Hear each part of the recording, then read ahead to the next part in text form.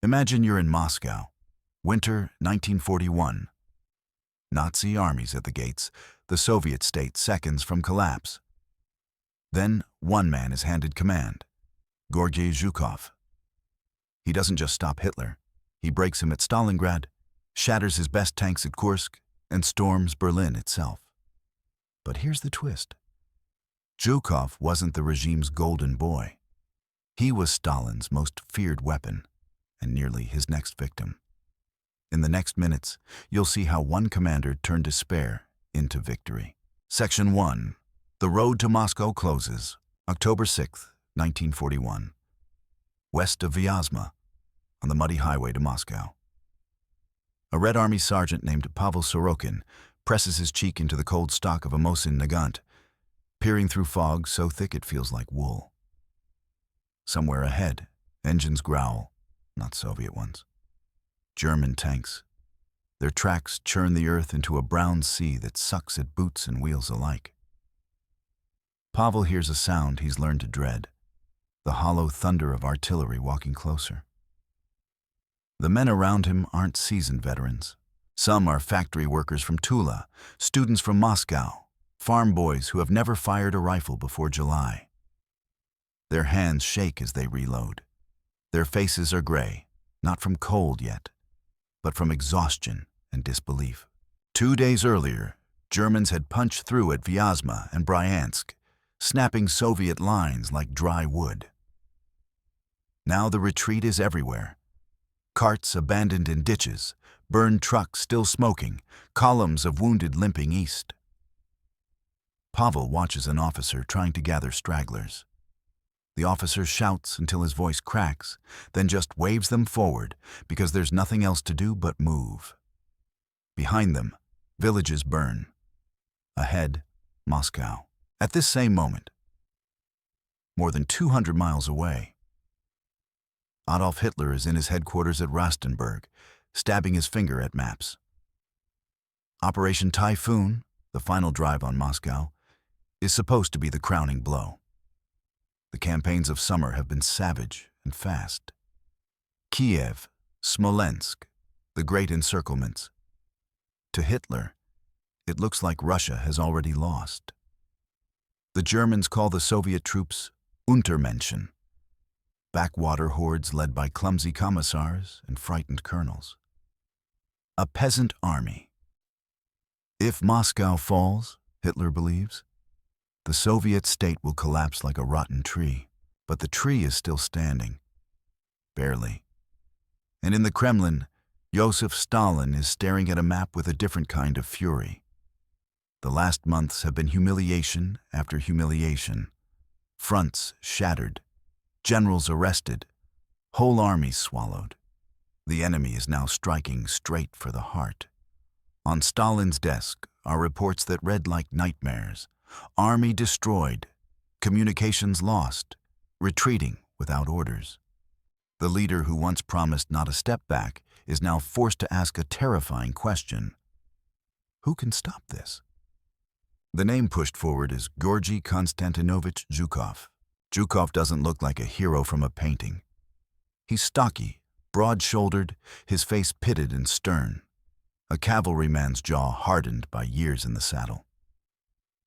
He was born in a poor village, a tanner's apprentice, dragged into the Tsar's army, then forged in revolution and civil war. He doesn't speak with poetic fire. He speaks like steel scraping stone. When he's angry, his words are blunt enough to bruise. And in 1941, Zhukov is angry at almost everything. The chaos, the lies, the unpreparedness, and the cost in lives. He's already proven himself. In 1939, at Khalkhin Gol, he smashed Japan's elite forces in Mongolia with an encirclement that stunned foreign observers. That victory made him famous inside the Red Army. But fame in Stalin's Russia is double-edged. Zhukov has survived purges, rivalries, and the constant fear that blunt honesty might be mistaken for disloyalty. In late September, Stalin calls him in. Zhukov arrives in the Kremlin with dust still on his boots from the front. The room is heavy with cigarette smoke and silence. Stalin doesn't flatter. The country doesn't have time for it. Moscow is threatened. The Western Front is collapsing. Zhukov studies the map. He doesn't panic, but there's no softness in him either. He points to the gaps, the broken divisions, the roads leading like open doors to the capital. Then he looks at Stalin and says, in essence, what few dare to say. The situation is critical, and Moscow will fall if the defense is not rebuilt from scratch. Stalin's eyes narrow. He hates hearing bad news, hates it more from someone who is right. But he also knows Zhukov is one of the only commanders who has shown he can fight a modern war on equal terms. Go, Stalin says. Take command. Zhukov leaves the Kremlin under a sky already turning to winter. When he arrives at the front, the scale of ruin is worse than the paper reports. There are half-buried tanks without fuel, divisions with names but no men, command posts that don't know where their neighboring units are, soldiers who haven't eaten in a day, officers who haven't slept in 2. The Germans are advancing with the confidence of men who think the ending is already written. Zhukov's first act is not heroic. It's administrative, ruthless, necessary. He stabilizes the chain of command. He fires or arrests officers for abandoning positions without orders. He merges shattered units into new groupings. He orders the building of defensive belts, not one line, but several, dug deep around Moscow. Trenches, anti-tank ditches, minefields, strong points in villages, forests turned into kill zones. He tells engineering troops to work through the night. He doesn't ask if they're tired. Everyone is tired. That doesn't matter now. He also sends a message to Moscow that is both hope and knife. We will hold, but we need reserves, and reserves are coming. From a place Germany has not feared enough. Far to the east, beyond the Urals, Siberian divisions are boarding trains. They are not the exhausted remnants of summer. They are winter soldiers with padded coats, white camouflage, ski battalions, men trained to fight in blizzards at 40 below. Stalin had kept them in reserve because he feared Japan might strike from Manchuria. But Soviet intelligence, and Zhukov's urging, tells Moscow the Japanese will not move this year. The Siberians can be released.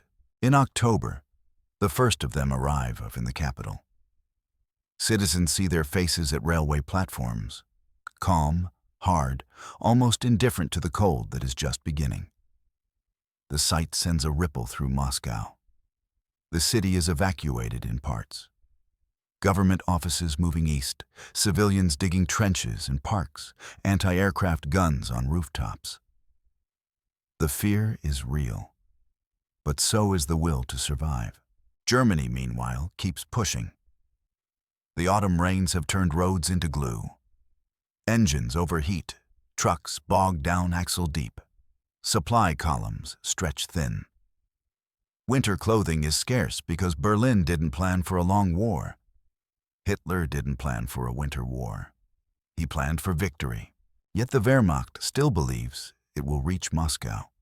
You can feel it in their diaries, their confidence, their impatience with mud, as if nature itself is an inconvenience on the way to triumph.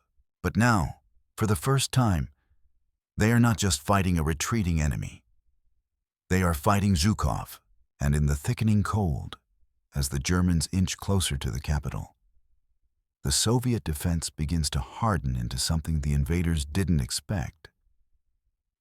Not a peasant army, but a wall that learns, adapts, and refuses to crack. Section 2. The city that refused to leave. November 15th, 1941. The outskirts of Moscow, near the village of Kryukovo. Private Pavel Sorokin's breath is now a constant ghost in front of his face. The air bites the inside of his nose. The mud has finally hardened into rutted ice, and every step feels like walking on broken glass. He and the men of his rifle company are wedged into a trench line, scratched into frozen earth. Their shovels bounced off the ground days ago. Now they carve with bayonets and entrenching tools warmed over tiny fires. The trench smells of hot metal, damp wool, and fear that never fully leaves your throat. In the distance, the German bombardment begins again. Steady, methodical, like a hammer tapping on a door it knows will open. The shell bursts, throw dirt and ice into the air. Pavel flinches, then forces himself to look up. The horizon flickers with muzzle flashes. Someone mutters a prayer, someone else curses Stalin, and a third man tightens his grip on a grenade so hard his knuckles bleach white. Zhukov is not in their trench. He's moving across the defense line in a battered staff car, stopping at command posts that are little more than dugouts with field telephones. His coat is thick, his cap pulled low, frost clinging to his eyebrows. He listens to reports, interrupts when he hears excuses, and orders corrections fast. He has no patience left for propaganda optimism. He wants numbers, positions, ammunition counts. The German spearheads are close enough that even the senior commanders feel their breath. The Germans call this phase their final effort. Army Group Center surges forward in two main thrusts, one to the north of Moscow, one to the south, hoping to encircle the capital. Their panzer groups are no longer the sleek blades of June. They're blunted but still dangerous. The men inside those tanks are veterans. They've won for months. They expect to win again. What the Germans don't see clearly from their maps is that Zhukov has turned the defense into a layered trap. The first line is meant to slow, not stop. The second bites. The third is where reserves counterpunch. He places anti-tank units in depth, overlapping fields of fire, and orders infantry to hold their nerve until the panzers come into killing ranges. He shifts artillery by the hour to cover threatened roads. He uses forests to channel tanks into predictable avenues. It's not romantic war. It's geometry, timing, and cold logic. In Moscow itself, the war has entered people's bones. The streets are dim, windows blacked out. Church bells don't ring. Factories rattle day and night, turning out ammunition, mortars, submachine guns. Civilians, women, teenagers, old men, dig trenches and build tank obstacles in parks, on boulevards, even across tram lines. Teachers drill school children on air raid procedures between lessons. And yet the city doesn't empty. There was panic in October when parts of the government evacuated east, when rumors swirled that the Kremlin itself might flee. But Stalin stayed. Whatever else he is, he understands the symbolic gravity of that choice. Moscow sees him remain, and the city steadies itself around that fact like a pillar in an earthquake. On November 7th, even as German artillery can be heard at the edge of the capital, the Soviet leadership stages the Revolution Day parade in Red Square. Soldiers march past Lenin's mausoleum, boots striking stone in sharp rhythm. Tanks roll over cobblestones. Snow drifts in the air. The men don't march to celebrate. They march straight from the square to the front. The message is aimed at the world, but also at themselves. Moscow is not surrendering. Moscow is fighting. Zhukov knows morale matters, but he never confuses morale with reality. The Germans are still coming. Their northern thrust reaches the Moscow-Volga Canal. Their forward units glimpse the distant glow of the city at night. South of Moscow, another push drives through Naro-Fominsk and toward the outer suburbs. At Krukovo, Pavel sees them. The German assault begins with tanks and infantry riding half-tracks, their helmets low against the wind, snow whipping around them. The panzers look like moving bunkers in the pale winter light. Their cannons crack, sending shockwaves into the trench line. Pavel's company commander screams for calm, for fire discipline. Wait. The first tanks grind closer. The earth trembles. Pavel hears his own heartbeat louder than anything else. Then, from the flanks, Soviet anti-tank guns open up, 45mm pieces that look too small to kill anything, until their shells slam into German armor at close range. One Panzer shudders, smoke pours out, and its turret stalls like a wounded animal. Infantry rise from foxholes and hurl grenades under tracks. Molotov cocktails burst against engine vents, flames licking backward along the hull. The Germans are shocked, not because the Soviet soldiers are brave, they already know that, but because these defenses are not improvised chaos. They are planned. Every road is covered. Every hedgerow hides a gun. Every village seems to be a pocket of resistance that refuses to be cleaned up. The Wehrmacht is used to Soviet lines collapsing under pressure. Here, the pressure meets a spine. Still, the fighting is brutal beyond words. The cold steals fingers. Rifles jam if they're not cleaned constantly. Bodies freeze into the ground where they fall. Pavel sees a friend named Mitya stand up to throw a grenade and get cut in half by machine gun fire. He sees a German soldier crawling in the snow, bleeding, whispering something he can't understand. The line wavers, bends, then tightens again with desperate hands. And the cold keeps tightening too. Night temperatures plunge lower each week. German vehicles fail more often. Fuel lines clog, oil gels, horses die in harness, infantry wrap rags around boots because proper winter gear never arrived. The German advance slows not just from Soviet resistance, but from physics itself. The Wehrmacht is encountering winter warfare without winter preparation. Zhukov sees the change in reports. The enemy is still dangerous, but their tempo, that deadly German rhythm of relentless forward motion, is breaking. Their spearheads are overextended, exhausted, short on fuel and ammunition. He doesn't celebrate. He waits for the exact moment when the blow can be returned. In late November, more Siberian units arrive. They bring skis, white cloaks, cold weather discipline. They bring fresh artillery and solid morale. Zhukov positions them quietly behind the lines, where Luftwaffe reconnaissance can't easily read their numbers. By early December, the German armies are at the limit of human and mechanical endurance. They are close enough to taste Moscow, but too far from their supply bases to keep moving. Zhukov walks a map table under a dim lamp and makes the decision that will define him in history. The time has come. On December 4th, orders go out across the front. Code words pass down through frozen trenches and field phones. Artillery is ranged. Ski battalions tighten straps. Tank crews warm engines in the dark. Pavel Sorokin doesn't know Zhukov's full plan. He only knows his officer has told them to be ready before dawn. He looks out into the night, seeing German flares hang like dying stars over the snow. The enemy is still there, still lethal. But for the first time in months, the Red Army is not preparing to retreat. It's preparing to move forward. Section 3. The counterstroke in the snow. December 5th, 1941. Before dawn, the Kalinin front north of Moscow. The world is black and silent in that special way only deep winter can make it. A silence that feels thick, as if snow itself muffles sound.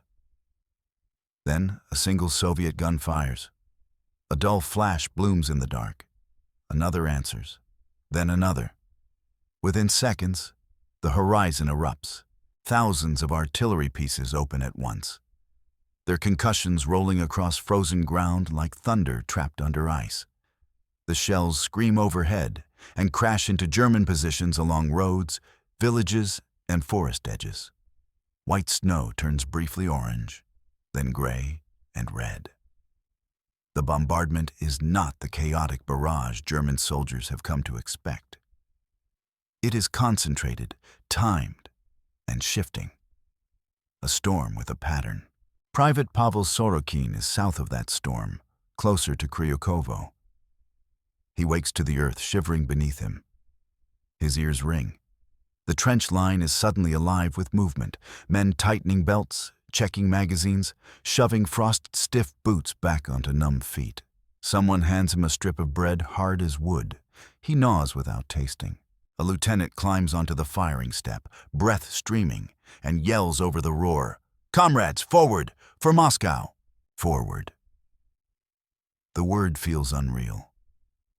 For months, forward has meant dying to cover a retreat. Stepping back through smoke and panic, turning your head only long enough to see another village burning behind you. Now it means something else. Pavel climbs out of the trench into knee-deep snow. The cold hits his lungs like broken glass. Around him, whole companies rise at once, their silhouettes ghostly in white camouflage and frost-caked coats. To his left, ski troops slide past, with rifles slung low, moving fast and quiet through terrain where German vehicles can barely crawl. Behind him, T-34 tanks rumble forward, engines coughing in the cold before settling into a steady growl. Their wide tracks bite into snow that would have swallowed German panzers. The Soviet counteroffensive has started along a front hundreds of miles wide. From Kalinin in the north down through Klin, Istra, Narofominsk, and Tula. Zhukov has not thrown a single desperate punch. He has thrown a coordinated fist. The Germans, exhausted and half-frozen, are hit everywhere at once. At first, some German commanders think it's a local attack. That's how Soviet offensives often began in 1941. Sharp blows, then a stall. But by midday, messages across Army Group Center begin to read the same. Soviet infantry in the forests. Soviet tanks on roads they thought were secured. Ski battalions cutting supply lines. Artillery positions suddenly under fire from flanks that had been empty the day before. A German staff officer near Klin scribbles in his diary that morning, "The Russians are attacking in strength, everywhere." On the battlefield, strength is not a number on paper. It is momentum. And momentum is a cruel thing when you don't have boots that can feel your toes. German infantry in greatcoats meant for autumn stumble out of dugouts to meet the attack. Their MG-34s chatter over snowfields. Their mortars thump. They fight hard. These are not cowards. But their hands are clumsy with cold and fatigue, and their ammunition isn't arriving on trucks that no longer start. Horses freeze standing up. Fuel drums are ice blocks. The Luftwaffe, once a constant presence, is grounded by weather and distance. The German front is a man holding a door shut with his shoulder after 6 hours of battering. And then someone starts pounding from the back too. Pavel's unit advances through a pine forest where branches sag with snow. The air is filled with that strange winter smell of burnt powder and sap. He sees German foxholes ahead. The Soviet line halts, drops, fires. The Germans answer. Tracers stitch the air like red needles. Pavel feels the recoil buck against his shoulder, sees one German soldier spin backward into the snow. Another throws up his hands and surrenders, his face as pale as the ground. They take prisoners. That alone shocks Pavel. Prisoners mean the enemy believes you might win.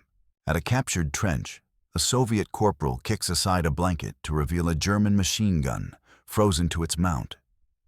Nearby, a stove sits cold, fuelless. A dead horse lies on its side, its ribs cut open where starving men have carved meat. The scene doesn't look like the invincible army that marched across Europe. It looks like men trying not to die. Zhukov is watching all of this from a moving command post, shifting between fronts, forcing pace. He doesn't let his generals pause to consolidate unless absolutely necessary. He knows German doctrine. If they are given time, they will stabilize, dig in, and turn retreat into defense. The window is narrow. Hit hard. Keep pressing.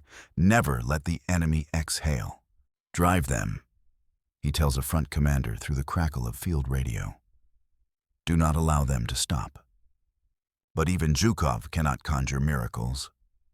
Soviet troops are also freezing, also exhausted, and their logistics are fragile.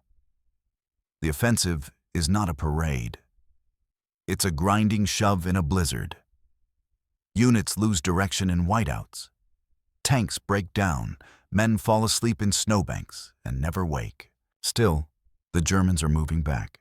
Near Istra, Soviet forces cut the Volokholamsk highway, forcing a panzer division to abandon vehicles to the cold. At Klin, Zhukov's troops close in from multiple sides.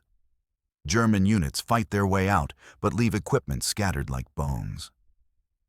South of Moscow, at Tula, Soviet armies relieve pressure and push the Germans away from the city's industrial lifeline. Each town retaken is another notch in the myth-cracking. Pavel's regiment enters a village that 2 weeks ago had a German flag on the church. Now the church is a blackened skeleton. The Soviet soldiers move cautiously house to house, rifles ready. They find German medical supplies, letters home, empty ration tins labeled in neat German script. In one dugout, Pavel sees a map with Moscow circled in pencil. A thick arrow reaches almost to it. Beneath the arrow, someone has written a date. The date has passed. That night, as the temperature drops again, Pavel hears something he hasn't heard since June. Laughter. It's quick and quiet, but it's real. A man tells a joke about how Hitler should come to Russia and try to start a truck at -30. Another says the Germans finally learned what winter is. Someone else just smiles at a cigarette glowing in the dark, as if the ember itself is a victory. Far to the west, German commanders are wiring frantic reports to Hitler. They ask permission to pull back to shorter lines, to save men and equipment, to survive. Hitler, furious and unwilling to admit defeat, initially forbids retreat. He rages about cowardice. He again calls the Red Army a horde that should collapse any day now. But collapse is not happening. The peasant army is pushing them back from the gates of Moscow, mile by mile, grave by grave. And in the frozen dawns of December, the Wehrmacht begins to understand that this war is not ending in 1941, and that the man orchestrating their first great reversal is a Soviet general they had never learned to respect until now. Section 4. The myth breaks and the winter bites deeper. December 12th, 1941. West of Moscow, along the Ruza River line. The Soviet advance has been rolling for a week, and the front feels like a living thing changing shape every hour. Villages that were German yesterday are Soviet today. Roads are clogged not with retreating Russians anymore, but with retreating Germans. And the kind of wreckage that only a broken offensive leaves behind. Private Pavel Sorokin's boots are soaked and stiff with ice. He hasn't had a full meal in 3 days. He's too tired to feel fear the way he used to, like his body has spent all the fear it had. What's left is a narrow focus. Keep moving, keep shooting, keep breathing.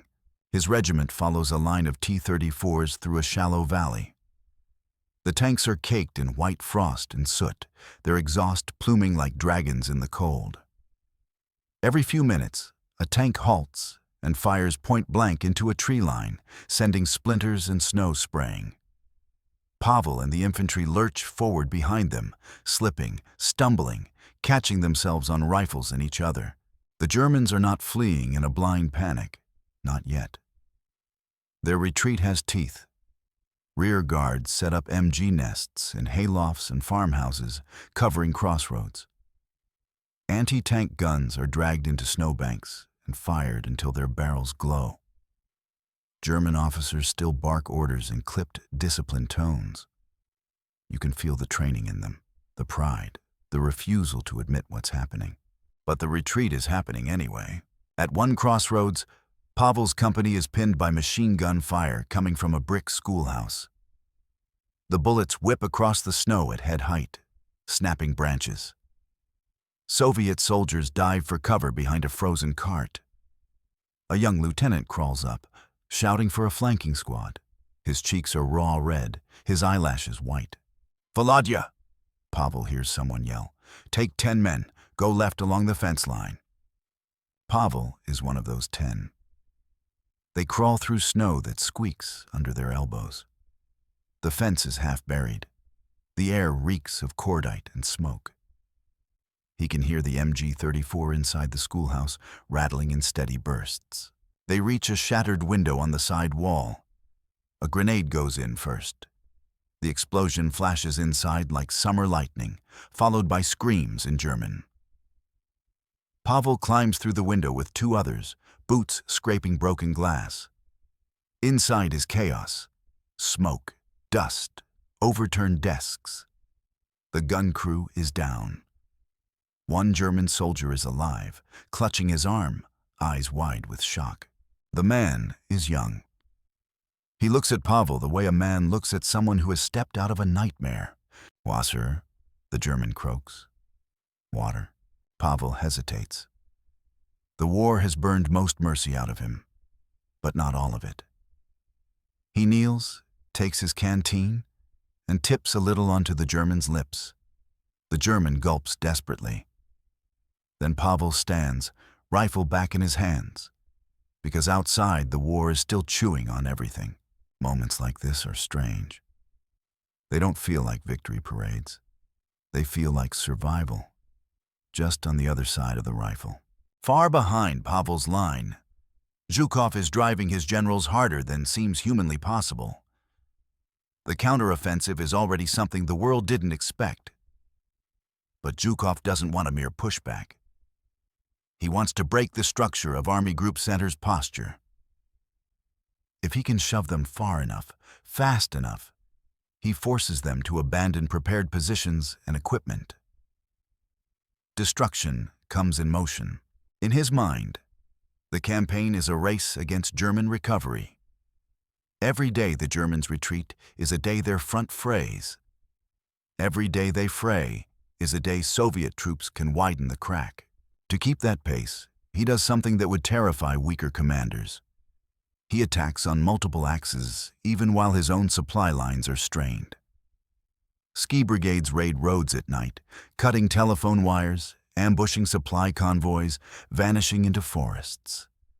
Cavalry units, resurrecting old Russian warfare for new conditions, move through terrain tanks can't handle, appearing where Germans think no one can be.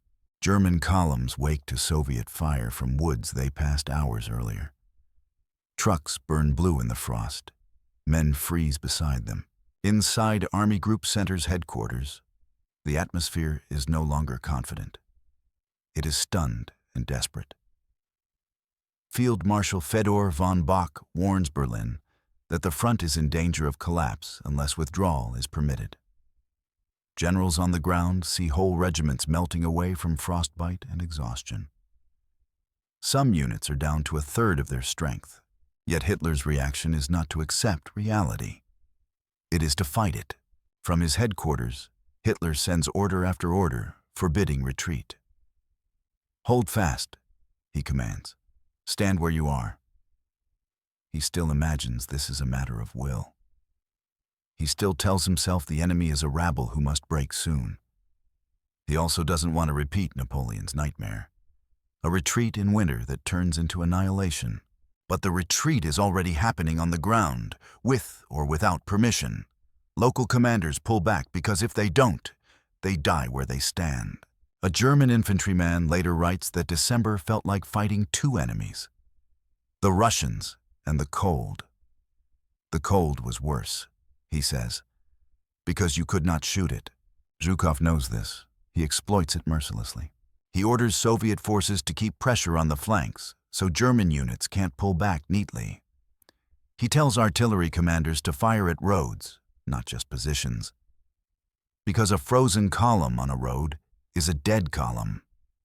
He instructs tank brigades to drive until engines fail, then repair them under tarps, then drive again. There are days the Soviet advance surges 10, 15, 20 miles. Days when it stalls. Days when men fall asleep standing and have to be shaken awake. But the overall movement is west, away from Moscow. On December 16th, Soviet troops liberate Klin. On the 20th, they retake Volokholamsk. Each recaptured town is broadcast on Soviet radio with nervous excitement, as if the announcers themselves can't believe what they're reading. In Pavel's world, it's simpler. The Germans are no longer moving toward his home. They are moving away. One evening, his company bivouacs in a barn with a roof half gone. Snow drifts inside, settling on their coats as they sleep. A political officer reads out the latest order from high command. The counteroffensive is official. The Germans are being driven back. Moscow is safe, for now. A veteran beside Pavel whispers, almost to himself. We didn't just stop them. We threw them. Pavel doesn't answer. He's staring at the barn door, at the white darkness beyond it, thinking about the summer retreat, the friends he buried with no markers, the smoke of villages. Then he realizes he's thinking about something else too. The future. That is the real change. Retreat makes you forget tomorrow exists. Victory brings it back. And somewhere in the shock waves rolling west, the Wehrmacht is learning a brutal lesson. The Soviet army is not running out of men, or will, or commanders who can fight modern war. The Germans came to Moscow expecting the final act. Instead, they've stumbled into the turning of the war. And they know, at last, that the general behind it is not a peasant with a whip, but Zhukov with a blade. Section 5. The First Reversal. December 28th, 1941. Near Gzhatsk, on a wind-scoured rise overlooking a frozen road. The snow here is not soft anymore. It's been cut and recut by boots, tracks, and shell fire, until it's a hard, dirty crust that crunches like bone.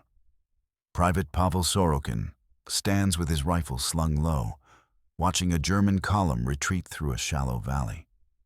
They're not in formation. They're not marching with the mechanical confidence of autumn. They're stumbling, dragging sleds, some men leaning on sticks because their feet are wrapped in rags instead of boots. A few glance over their shoulders as if expecting the white forests to swallow them. The sight is so unfamiliar that Pavel almost doesn't trust it. For 6 months, he has seen only one direction in German movement. East, toward the capital, toward his home. Now the direction is west. Away, a Red Army captain beside Pavel mutters, "Look at them. Winter did half our work." Pavel thinks of Mitya and the others who died in the trenches, and he doesn't hear it as a joke. But he understands the truth underneath. German steel was lethal. German tactics were sharp. German morale had been towering. But none of it was built for this cold, this distance, this kind of war. And Zhukov knew that. He had watched the enemy strain itself to the breaking point, then pushed. Behind the front, the Soviet High Command is already arguing about what this victory means.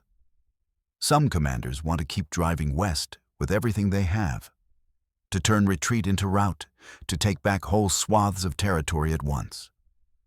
Others warn their armies are exhausted, their supply lines stretched, their tank brigades burning fuel as fast as trains can deliver it across ice-clogged rails. Zhukov, the man who drove the counteroffensive, stands between these impulses. He is a realist, but not a timid one. He knows momentum is oxygen in war. If you stop too long, the enemy breathes. If the enemy breathes, he fights. So Zhukov keeps pressure on.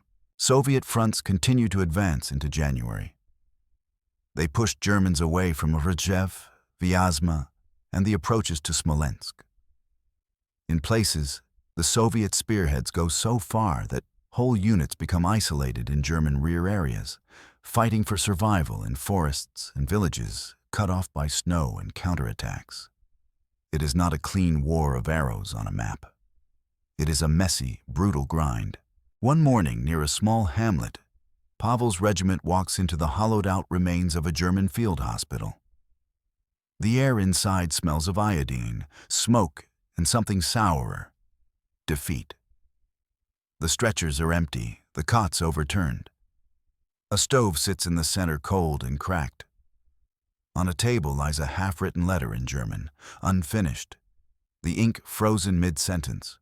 Pavel can't read the words, but he understands the shape of them.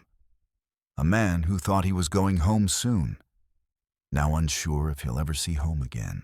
Not far from there, Pavel's men find abandoned German equipment. A motorcycle half buried in snow, fuel cans left in a ditch because they were empty anyway, a perfectly good anti-tank gun abandoned because there weren't enough horses to pull it. These are not trophies. They are evidence. Evidence that a machine that looked unstoppable can, under the right pressure, come apart. In Moscow, the mood tilts from terror to stunned exhaustion. The city is battered, hungry, and scarred by air raids and long nights. But it is alive. The factories keep rattling. The metro still runs. People who once dug trenches in parks now shovel snow off streets and rebuild shattered roofs. There are no grand celebrations, not yet. There are funerals, lists of missing, and the quiet, dawning knowledge that they have survived the moment that was meant to kill them. For Stalin, the victory is existential. Moscow held. The state endured. He allows himself no public softness, but privately he knows what he owes to Zhukov's stubbornness and clarity. He summons him for reports more often now. He listens longer. He still fears him a little, fears the popularity of a general who can win. But he also needs him. A war like this does not forgive weak hands. Zhukov, for his part, doesn't bask. He looks older. His face is grayer. His eyes carry the weight of what he has seen: the broken armies in summer, the frozen dead in winter, the thin margin between survival and collapse. He permits himself exactly one emotional indulgence: the knowledge that Hitler has been proven wrong. The German dictator called the Red Army a peasant army, a mob without skill or spine. In part, he believed his own propaganda. In part, he needed to believe it, because his entire plan for the East depended on it. A quick war, a collapse, a capital captured before winter. None of those things happened. The German command now faces a different reality, one they had failed to imagine in June. The Soviet Union has not folded. It has adapted. It has found commanders who can learn faster than their enemies believed possible. And it has shown it can mount a strategic counteroffensive against the Wehrmacht, the very army Europe had feared as invincible. That last point spreads beyond the snowfields like electricity. In London and Washington, intelligence analysts read the reports with disbelief that turns into hope. Army Group Center pushed back from Moscow. German casualties staggering. The Red Army not only surviving, but striking. It doesn't mean the Soviets are suddenly winning the whole war. Far from it. But it means Germany can be stopped. It means the war will be long. It means Hitler's gamble has turned into a trap he cannot step out of. On January 7th, 1942, Pavel's unit halts briefly in another village, this one half destroyed, half alive. An old woman emerges from a cellar, clutching a sack of potatoes she has guarded like treasure. She sees the red stars on their caps and begins to cry, not quietly, but with shaking shoulders and loud, raw sobs. She grabs Pavel's hands and kisses them. "Thank you," she says over and over. "You came back." Pavel doesn't know what to do. He is not a hero in his own mind.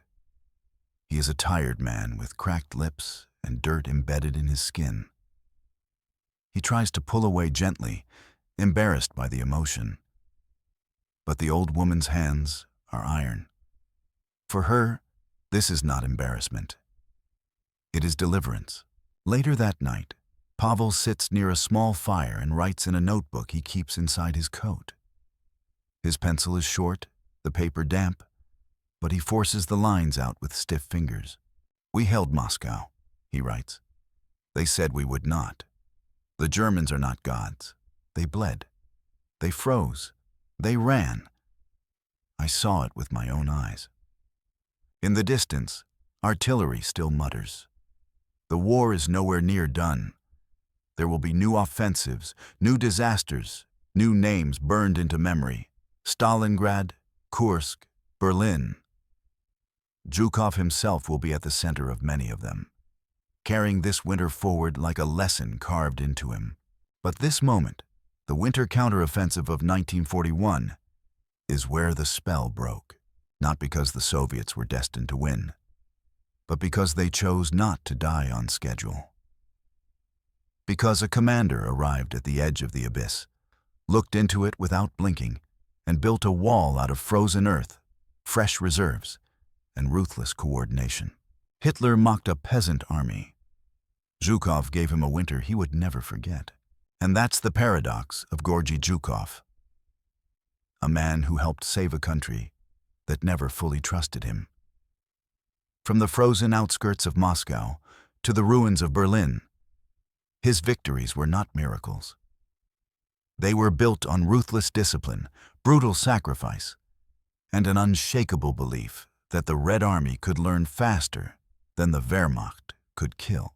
History remembers the banners over the Reichstag, but behind that image stands a commander who carried the weight of an entire war on his shoulders and paid for it in peace. If you want more stories like this, where strategy, politics, and human cost collide, hit like, subscribe, and tell me which WO2 commander you want next.